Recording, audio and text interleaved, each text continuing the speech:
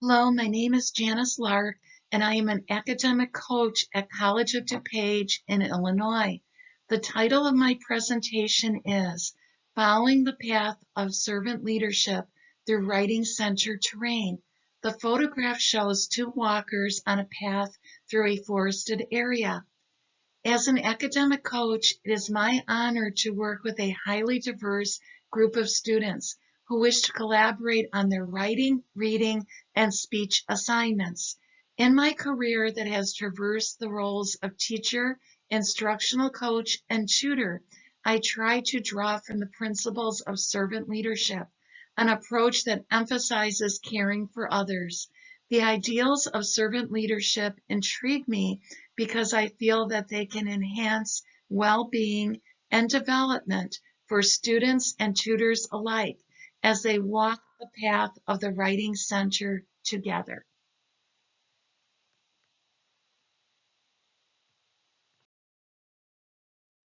The Robert K. Greenleaf Center for Servant Leadership website explains that, quote, servant leadership is a non-traditional leadership philosophy embedded in a set of behaviors and practices that place the primary emphasis on the well-being of those being served, end quote.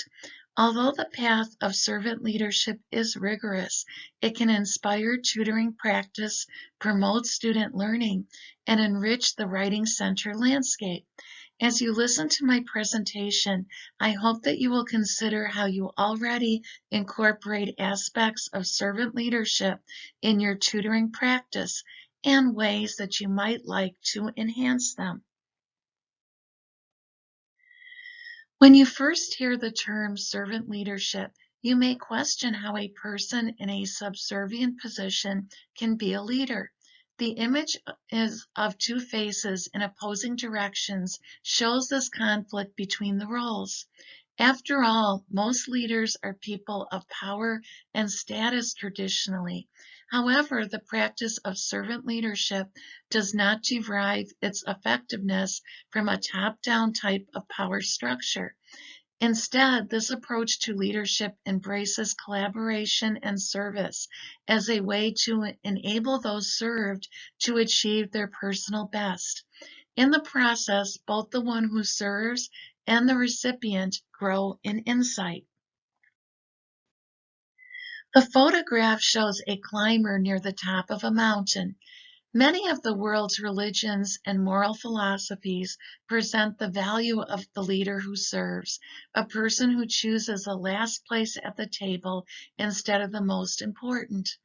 In the 1972 edition of the book, The Journey to the East, author Hermann Hesse creates the character of Leo, a member of a group of travelers who adopts the role of servant.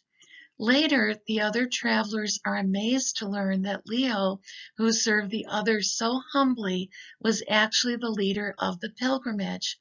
He might be like the person on the top of the mountain in the photograph, but only if he ensured that those in his care reached it safely first.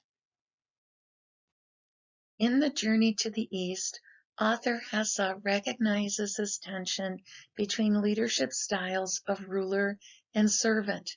He states, quote, he who wishes to live long must serve, end quote, and, quote, he who wishes to rule does not live long, end quote.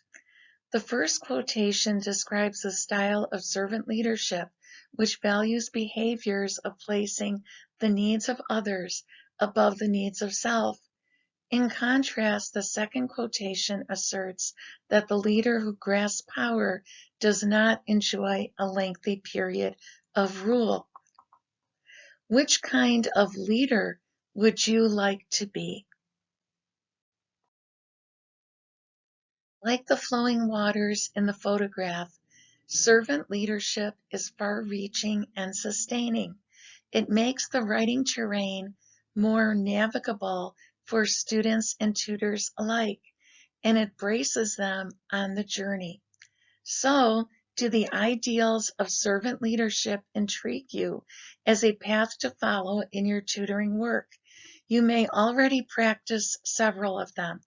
Let's explore the origins of this approach to leadership in the secular world. After reading Journey to the East, executive Robert K. Greenleaf was energized by the possibility of applying the ideals of servant leadership in the world of business. In his 1970 work, The Servant as Leader, Greenleaf explained how the effects of servant leadership can be evaluated. He asks, quote, "Do those served grow as persons? Do they, while being served, become healthier, wiser, freer, more autonomous, more likely themselves to become servants? And what is the effect on the least privileged in society? Will they benefit or at least not be further deprived?" End quote. Greenleaf's ideas of servant leadership have taken root in many businesses and institutions today. The photograph of a verdant plant emerging from a rugged terrain illustrates this growth. Aspiring professionals in medicine, social work, and education study and apply its precepts. Just like tutors, they have their own exacting terrain to travel, and the principles of servant leadership aid their journeys. Each appointment in the Writing Center pivots on this dynamic of dual roles as the tutor exercises both a service role and a leadership role. On some days, the road tutors travel with students is more difficult than others. However, the principles of servant leadership provide direction just as a compass does. The photograph shows a group of people with pens and pencils gathered around a table. Most writing centers have managers or coordinators who are in an official leadership role. Although tutors may not think of themselves as leaders, they certainly have the ability to take on that role as they serve, guide, and inspire. In her 2021 Praxis article, Sarah Summers, Associate Professor of English at Rose-Hulman Institute of Technology and founder and director of its CommLab, describes the leadership potential of peer tutors in this way. Quote, "By calling tutors' attention to their role as leaders, as communicators, as problem solvers, as collaborators, we encourage tutors to see themselves as leaders and perhaps to seek out those roles on campus, in their communities, and eventually in their workplaces." End quote. All tutors, whether they are peers, graduate students, or other trained professionals, can continue to develop their leadership skills. Within the Writing Center and beyond, tutors may take on more significant leadership roles. For example, in addition to tutoring, my colleagues and I also deliver workshops and presentations in classrooms. We sometimes lead various projects ranging from training to creating marketing materials and videos. In a 2010 article in the Journal for Virtues and Leadership, Larry C. Spears, former president and CEO of the Greenleaf Center, identified 10 important characteristics or dispositions of servant leadership. According to Spears, these characteristics are, begin quote, listening, empathy, awareness, healing, persuasion, conceptualization, foresight, stewardship, commitment to growth, and building and community, end quote. As individuals involved in writing centers, you probably recognize and practice many of them in your daily work. Effective communication is the cornerstone of every productive tutoring session. Listening is probably one of the most important aspects of a writing consultation. Tutors listen closely to what the student says, but also to what they do not say. They invite students to share goals for the session, acknowledge students' messages with respect, use body language to communicate active listening, and learn to grasp what is unsaid. The photograph shows a note with the word hope. College writing centers attract many diverse kinds of students. Some are very well prepared for academically rigorous work, while others are much less prepared. They enter the door of the writing center with many different concerns and questions. Sharing and experiencing empathy can inspire tutors and students and take them further on their individual journeys. When we share our struggles with students, offer strategies, demonstrate understanding of challenges, explore next steps through collaboration, and encourage persistence, we create strong bonds with students and offer hope. Some students have painful memories of middle school and high school papers dripping in red ink and negative critiques.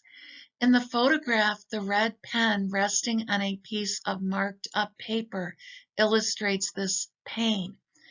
Due to their experiences, some students may believe that they have never been good writers and never will be. As tutors, we can help students to heal those deep-seated hurts by drawing attention to what works in their writing and what shows promise. Our opening to students' writing experience, acknowledgement that writing is demanding work, and communicating areas for growth and strengths can help students to heal.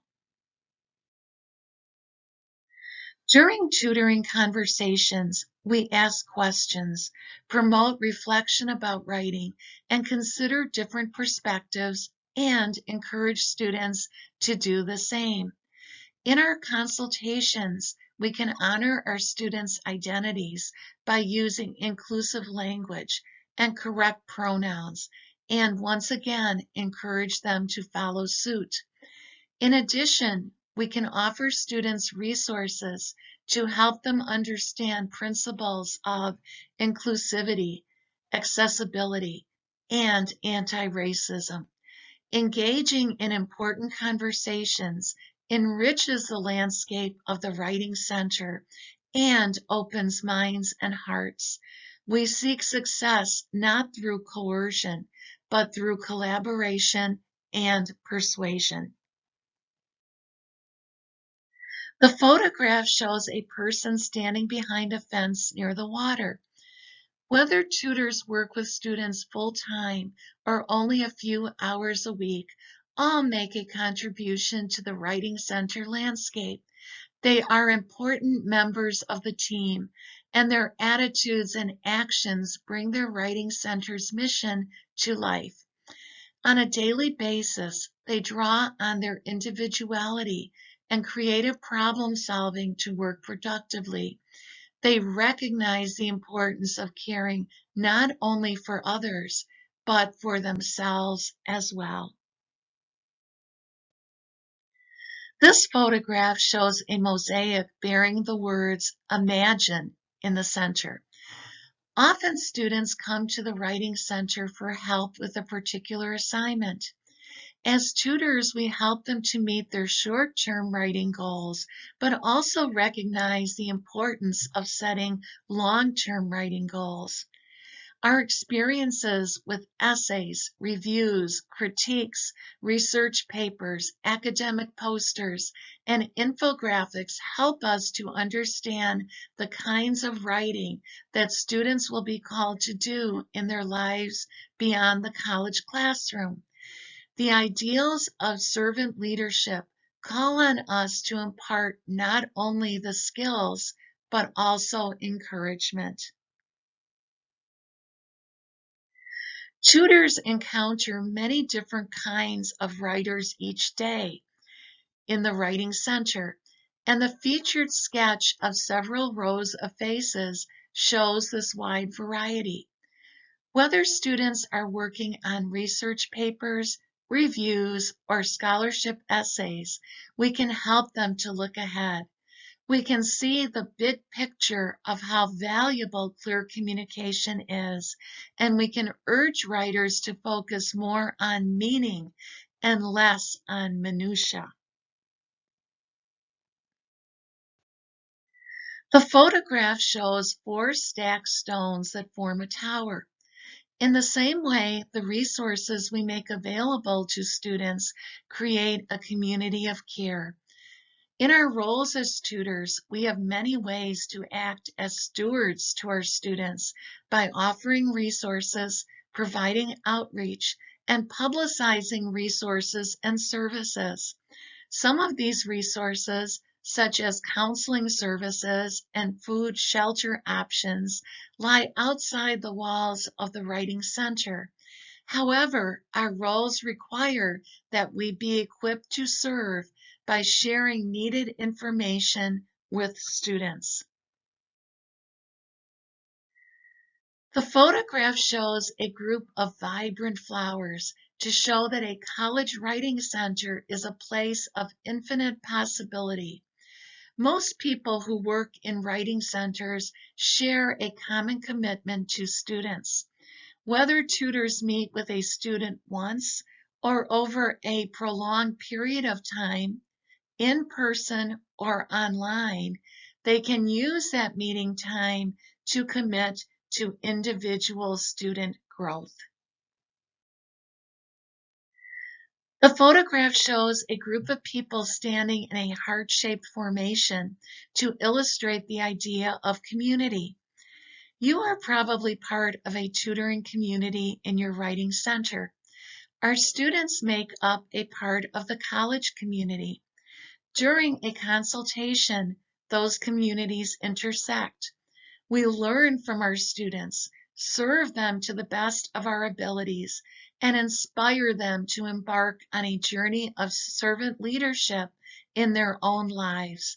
In the future, they may apply the ideals of servant leadership in the workplace and in society. Many employees confront stress at work, and tutors are no different. Tutors must learn the best way to manage their way over the occasionally rocky road of the writing center in order to serve others well. Some of their emotional labors may include a lack of work-life balance, a difficult schedule, anxiety about meeting students' needs, and physical and/or mental exhaustion that leads to burnout. Attending to physical and mental well-being makes the Writing Center road easier to walk. The photograph shows a person balancing on one leg with arms outstretched as they practice yoga near the water. Embarking on a path of servant leadership can be challenging. In order to meet those challenges and handle emotional labors, tutors must maintain perspective, practice self-care, and set boundaries. In order to serve others with strength, we have to build and conserve our own strengths. We can turn to each other for support and care to find the serenity depicted in the photograph. I hope that my presentation encourages your further exploration of servant leadership and how it can impact your life and the lives of those around you. After considering the value of servant leadership and how you apply its principles, please reflect on these questions in a journal or with a group of your colleagues. Which of the 10 characteristics of servant leadership do you currently practice? From a servant leadership perspective, what tutoring practices would you like to develop or enhance? Why? In what ways can you help to grow the principles of servant leadership in your college writing center? If you choose a path of servant leadership, How do you think your journey will impact the students you tutor? How will your decision affect your writing center landscape? You can locate additional questions for journaling and discussion in my conference folder. Here is a list of the resources that were consulted for this presentation. The photograph shows two children walking side by side. The taller child has an arm around the other's shoulders. I hope that all of us can navigate the terrain of writing center work well as we both serve and lead. Thank you very much for your interest in this presentation.